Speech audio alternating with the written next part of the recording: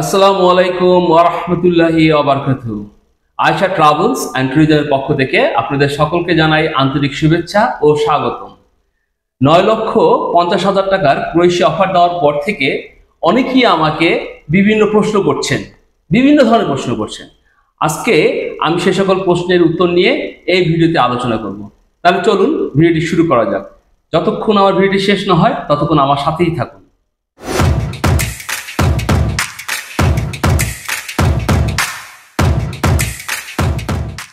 দীর্ঘদিন ধরে ক্রোয়েশিয়ার 9,50,000 টাকার একটি অফার দিয়ে আসছি এবং আমরা এই বিজ্ঞাপনগুলো মূলত বিভিন্ন ধরনের সোশ্যাল মিডিয়াতেই দিয়ে আসছি এবং সোশ্যাল মিডিয়াতে দেওয়ার ফলে অনেকেই আমাদেরকে প্রশ্ন করছেন, আমরা তার উত্তরও দিচ্ছি।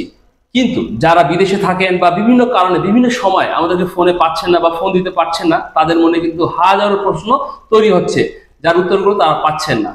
তো আজকে আমরা সেই প্রশ্নগুলোর উত্তর দেওয়ার জন্যই এখানে চলে এসেছি। প্রথমেই আমি আপনাদের সেই প্রশ্নগুলো জানাবো এবং পরে তার উত্তরগুলো দিব। তাহলে চলুন প্রথমেই আমরা প্রশ্নগুলো জেনে নিই, প্রশ্নগুলো কি কি। আমি আমার এখানে একটি পেপারে প্রশ্নগুলো রেখেছি, প্রশ্নগুলো আমি পড়ে শোনাচ্ছি। 1 নম্বর প্রশ্ন হচ্ছে, পুলিশ ক্লিয়ারেন্স কি পাসপোর্টের সাথে দিতে হবে না পরে দিলেও চলবে? 2 নম্বর প্রশ্নটা ছিল, পুলিশ ক্লিয়ারেন্স লিগ্যালাইজ করতে মোটামুটি কতদিন সময় লাগে? 3 নম্বর, পুলিশ ক্লিয়ারেন্স কি আপনারা লিগ্যালাইজ করে দিবেন না আমরা করব? 4 নম্বর, নেপাল অথবা ইন্ডিয়া গেলে মোটামুটি কত টাকা খরচ হবে? 5 নম্বর, নেপালে বা ইন্ডিয়াতে কি প্লেনে যাব না বাই রোডে? এবং 6 নম্বর, নেপাল বা ইন্ডিয়া যেতে কতদিন থাকতে হবে, মানে নেপাল বা ইন্ডিয়া যে যাবেন আপনারা কতদিন থাকবেন সেখানে গিয়ে? এই ধরনের প্রশ্ন করে থাকেন আপনারা। 7 নম্বর, নেপাল বা ইন্ডিয়া যে ভিএফএস সেন্টারে যে কাগজ জমা দিয়ে কি চলে আসা যাবে? আবার ভিসা দেওয়ার সময় হলে নেপালে যাব, মানে আমি এই জায়গাটা বোঝাতে চেয়েছি আপনাকে যে আপনি নেপালে বা ইন্ডিয়া গেলেন, অনেকে বলে যে ভাই 2 মাস 3 মাস এতদিন আমরা থাকবো, তার থেকে আমরা কাগজপত্র জমা দিয়ে আবার বাংলাদেশে চলে আসলাম, এরপরে আবার না হয় আমরা গেলাম, যে আবার আমরা নিয়ে আসলাম। এই ধরনের প্রশ্ন আপনারা করে থাকেন, যার উত্তর ইনশাল্লাহ আমরা একটু পরে দিচ্ছি। নেপালে বা ইন্ডিয়া যাওয়ার খরচটা কে দিবে? 8 নম্বর। 9 নম্বর, নেপালে এবং ইন্ডিয়াতে যে কি কি কাগজপত্র জমা দিতে হবে? 10 নম্বর, আবেদন করার কয়দিন পরে ওয়ার্ক পারমিট আসবে? 11 নম্বর, আপনারা যে 15ই সেপ্টেম্বরের পর ইন্ডিয়া বা নেপালে একটা টিম নিয়ে যাবেন বলছিলেন, তখন কি সবার ওয়ার্ক পারমিট চলে আসবে? 12 নম্বর, সকল টাকা যদি আমরা ভিসার পরে দিই সেটা কি সম্ভব? প্রয়োজনে সকল ধরনের ডকুমেন্টস দিব, চেক দিব, বিভিন্ন ধরনের আপনারা যে ধরনের নিরাপত্তা চান আমরা দিব, কিন্তু আমরা টাকাটা ভিসার পরে দিতে চাচ্ছি, সেক্ষেত্রে কি করবেন আপনারা? 13 নম্বর যে প্রশ্নটি আছে তা হচ্ছে, 9,50,000 টাকার বাইরে আর কত খরচ হবে? 14 নম্বর, বৃহস্পতিবারের ভিডিওতে আপনারা বললেন 9,30,000 টাকা, আসলে কোন অঙ্কটা সঠিক, 9,30,000 না 9,50,000? আচ্ছা। 15 নম্বর, ক্রোয়েশিয়ার ভিসা রেশিওটা কেমন? হ্যাঁ। 16 নম্বর, ক্রোয়েশিয়াতে শিক্ষাগত যোগ্যতা কেমন লাগবে বা কোনো অভিজ্ঞতার প্রয়োজন আছে কিনা? এই যে মোট 16টি প্রশ্ন আমি আপনাদের প্রশ্নের উপর ভিত্তি করে আমি সাজিয়েছি, যার উত্তরগুলো ইনশাল্লাহ এখন আপনাদেরকে দিব। তাহলে চলুন আমরা এবার উত্তরগুলো জেনে নিই। আমার প্রথম প্রশ্নটি ছিল, পুলিশ ক্লিয়ারেন্স কি পাসপোর্টের সাথে দিতে হবে না পরে দিলেও চলবে? আসলে পুলিশ ক্লিয়ারেন্সটা মূলত আমাদের দরকার ওয়ার্ক পারমিট আনার জন্য। কোনোভাবেই আপনি পুলিশ ক্লিয়ারেন্স ছাড়া ওয়ার্ক পারমিট আনতে পারবেন না, আমরা পুলিশ ক্লিয়ারেন্স ছাড়া ওয়ার্ক পারমিট আনতে পারবো না। সেহেতু পুলিশ ক্লিয়ারেন্সটা মূলত আমরা পাসপোর্টের সাথেই চাই। কিন্তু পুলিশ ক্লিয়ারেন্স কিন্তু সবার কিন্তু প্রস্তুত থাকে না, আর পুলিশ ক্লিয়ারেন্সের আরো অনেক কিছু লিগ্যালাইজ করার জন্য আরো অনেকগুলো প্রক্রিয়া আছে, যে জন্য পুলিশ ক্লিয়ারেন্সটা আপনি পরে দিলেও চলবে, বাট আপনাকে পুলিশ ক্লিয়ারেন্সটা দিতেই হবে, পুলিশ ক্লিয়ারেন্স ছাড়া ওয়ার্ক পারমিট আসবে না। 2 নম্বর কথা ছিল, পুলিশ ক্লিয়ারেন্স লিগ্যালাইজ করতে মোটামুটি কতদিন সময় লাগে?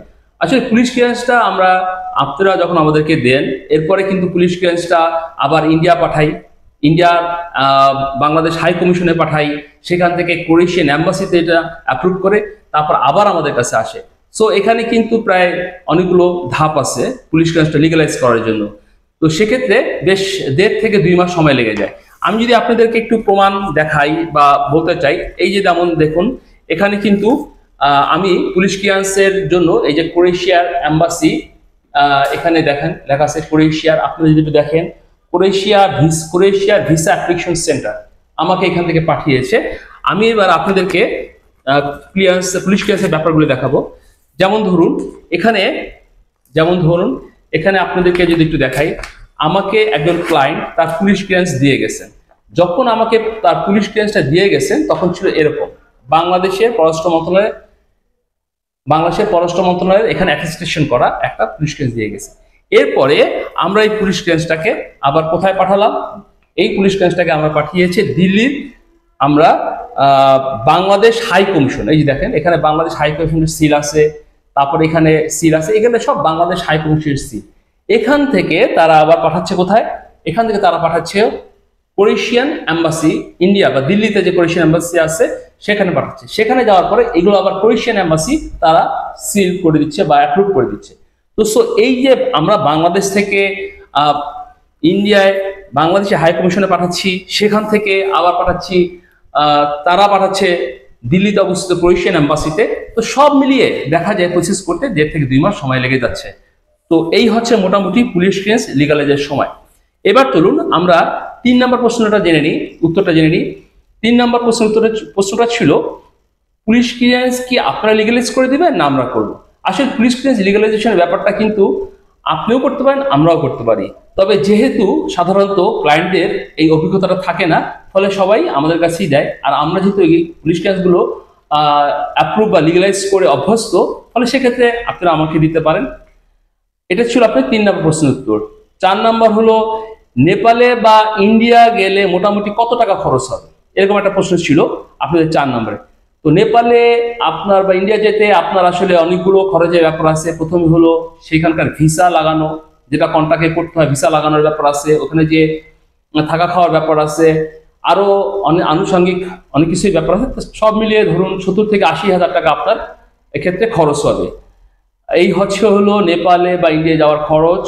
এবার 5 নম্বরের প্রশ্নটা ছিল নেপালে বা ইন্ডিয়া কি আমরা প্লেনে যাব না বাসে যাব, মানে বাই রোডে যাব? এটা আসলে ডিপেন্ড করছে আপনার উপরে, আপনি আসলে কিভাবে দিতে চাচ্ছেন। আপনি যদি প্লেনে যান সেক্ষেত্রে খরচ বেশি পড়বে, আর বাই রোডে গেলে খরচ কম পড়বে।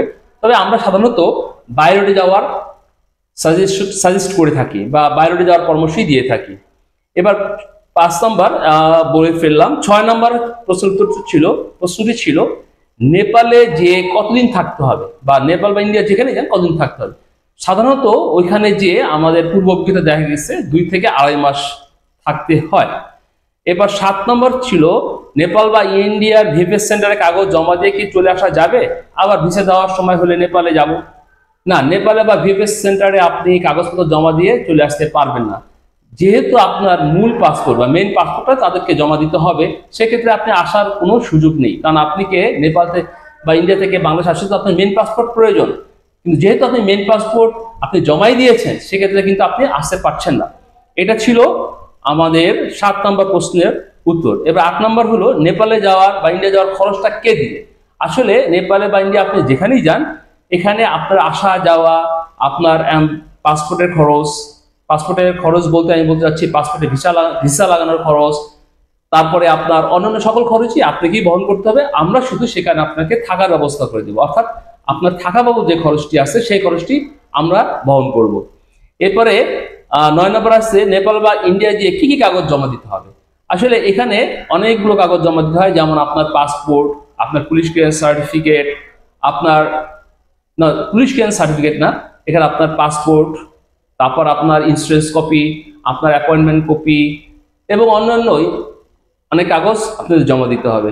তবে সেই কাগজগুলো আমরাই গুছিয়ে আপনাকে দিব, এক্ষেত্রে আপনার দুশ্চিন্তার কিছুই নেই। আমরা সকল কিছু গুছিয়ে আপনার হাতে দেবো, আপনি শুধুমাত্র নিয়ে জমা দিবেন।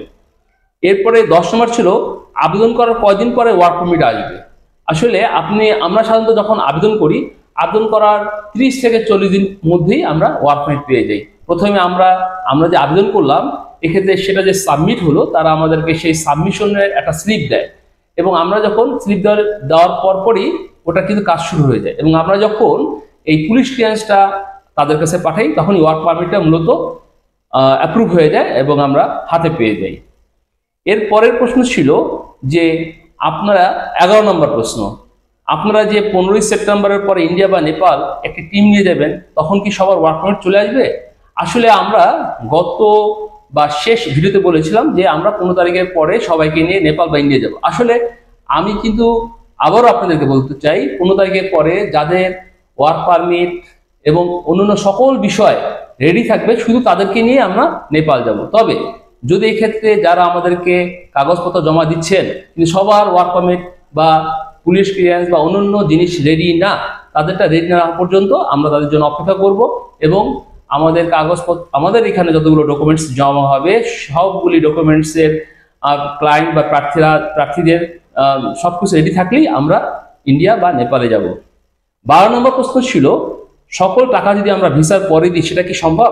প্রয়োজনে সকল ধরনের ডকুমেন্ট চেক ইত্যাদি ইত্যাদি দিব না। এক্ষেত্রে আপনাদেরকে স্পষ্ট জানিয়ে দিতে চাই এবং যারা আমাদের সরাসরি ক্লায়েন্ট এবং এজেন্ট প্রত্যেককেই জানাতে চাই, আমরা আসলে পাসপোর্টের সাথে অগ্রিম টাকা দেওয়া ছাড়া বা অগ্রিম নেওয়া ছাড়া আমরা কোনোভাবেই আপনাদের কাজ প্রসেস করতে পারি না।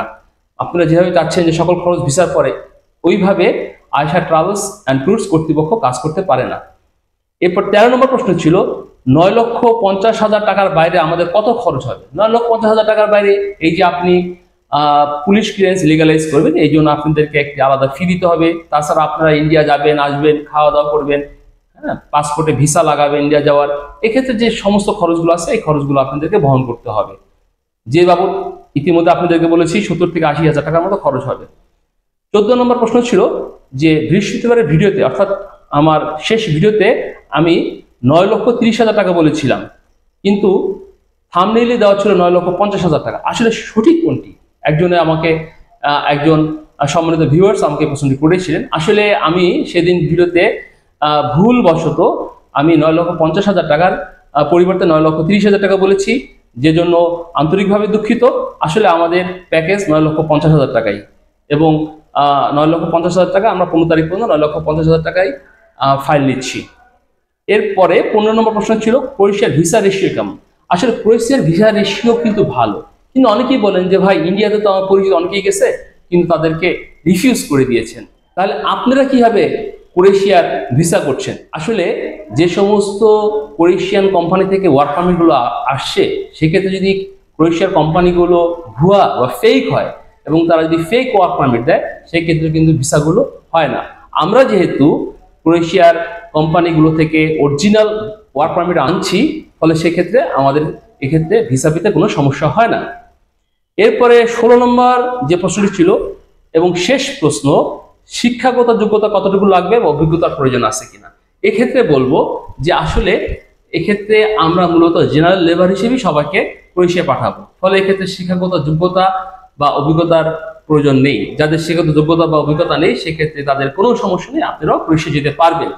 তবে যাদের অভিজ্ঞতা আছে, বিশেষ করে ওয়েলার হিসাবে, ইলেকট্রিশিয়ান হিসাবে, শেফ হিসাবে বা বিভিন্ন ট্রেডে যাদের অভিজ্ঞতা আছে, তাদের জন্য ক্রোয়েশিয়া যে অন্য কোনো প্রতিষ্ঠানে নতুনভাবে কাজ খুঁজে পাওয়া বা কাজ করা কিন্তু অনেক সহজ হবে।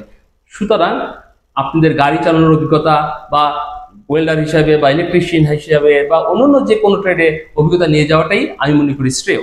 আশা করি এতক্ষণ আপনাদেরকে 16টি প্রশ্ন এবং 16টি প্রশ্নের উত্তর দিয়েছি এবং আপনারা মনোযোগ সহকারে যদি প্রতিটি প্রশ্নের উত্তর শুনেন, তাহলে আপনাদের মনে যতগুলো প্রশ্ন উত্তর উদিত হবে তার সকলগুলোর উত্তর পেয়ে যাবেন। সুতরাং যারা ক্রোয়েশিয়া যাবেন বলে মনস্থ করেছেন বা চিন্তা করেছেন, তাদেরকে আমি অনুরোধ করব আপনারা অতি দ্রুত কাল বিলম্ব না করে আমাদের সাথে যোগাযোগ করুন, আমাদের দিয়ে ফাইলটি প্রসেসিং করুন এবং ক্রোয়েশিয়া যেয়ে আপনার বৈদেশিক কর্মসংস্থানের সুযোগ সৃষ্টি করুন। যারা ক্রোয়েশিয়া যাবেন বলে মনস্থির করেছেন, তাদের স্বপ্ন বা ইচ্ছা কামিয়াব হোক এ প্রত্যাশা রেখে আজকের ভিডিও এখানেই শেষ করছি। যারা এতক্ষণ আমাদের ভিডিওর সাথে ছিলেন তারা প্রত্যেকেই ভিডিওতে একটি লাইক দিবেন এবং সবার মাঝে আমার এই তথ্য ছড়িয়ে দিবেন। যারা আমার ভিডিওতে সাবস্ক্রাইব করেছেন তাদেরকে অসংখ্য অসংখ্য ধন্যবাদ। আর যারা এখনো এই ভিডিওতে সাবস্ক্রাইব করেননি তাদেরকে অনুরোধ করব ভিডিওতে একটি সাবস্ক্রাইব করে আমাদের সাথে থাকবেন। সবাই ভালো থাকবেন, সুস্থ থাকবেন, নিরাপদে থাকবেন। আল্লাহ হাফেজ।